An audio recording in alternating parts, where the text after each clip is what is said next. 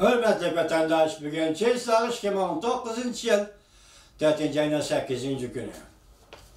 Endiki mavzumunda Amerika teftiş organları mehbi toplanan uçur ve materyaller asası da Huawei şirketini ayıplaydı. Mavzulu haber 4. ayının 5. günü Amerika avazlayan Xitay program ilan kılındı. Haber bundan başlandı. Amerika Koşmuş Ştatları teftiş organları haftanın 4. günü mındak görsetti.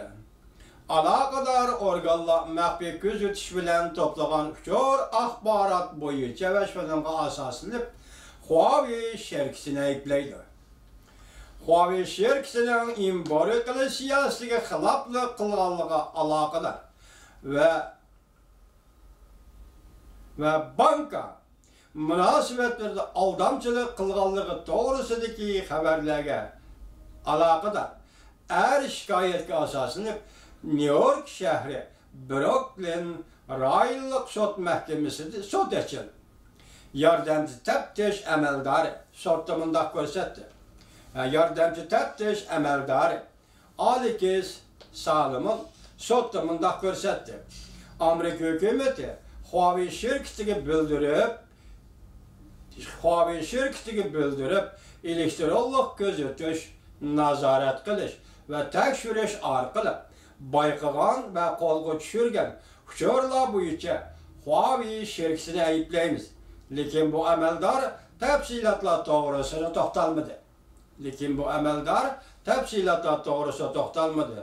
Salomon bunda ko'rsatdi.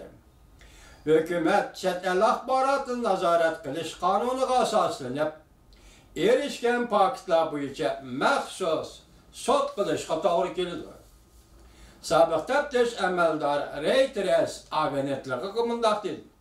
Chet el axborotini nazorat qilish qonunida Amerika doiralarining alohida mahkama tasdiqlab uqtirishiga bo'lgan belgilama bor.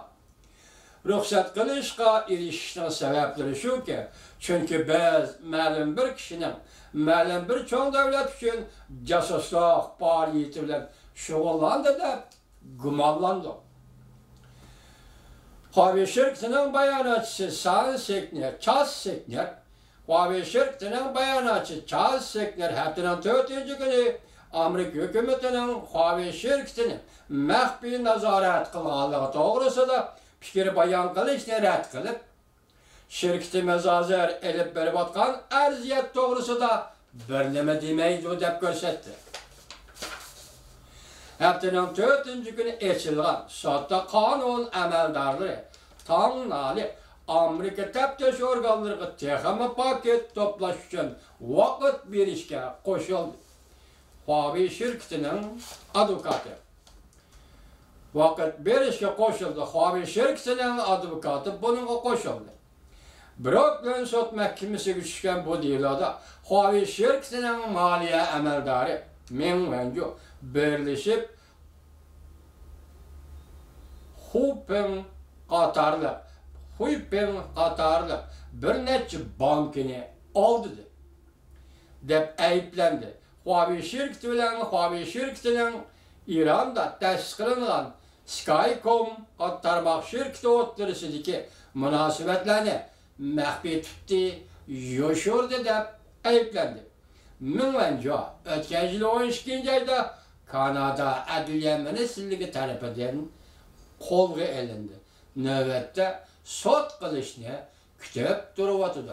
Biz sizlarga Meng Wanzhou to'g'risida leksiya so'zlaganda bu intayin sezgir tema edi degan edi. Şu vaqtda Kanadadan sizden bizden bilishimizcha 3 nafar kishi qo'lga olindi. Xitoy shu orqali o'ch olmoqchi bo'ldi. Hozir shuncha tirishchilik qilib ketdi Dunyo hukumati qaraganda Meng Wanzhouni ozod qilolmadi. Ya'ni Kanadaning qo'lidan qutqizib chiqa olmadi.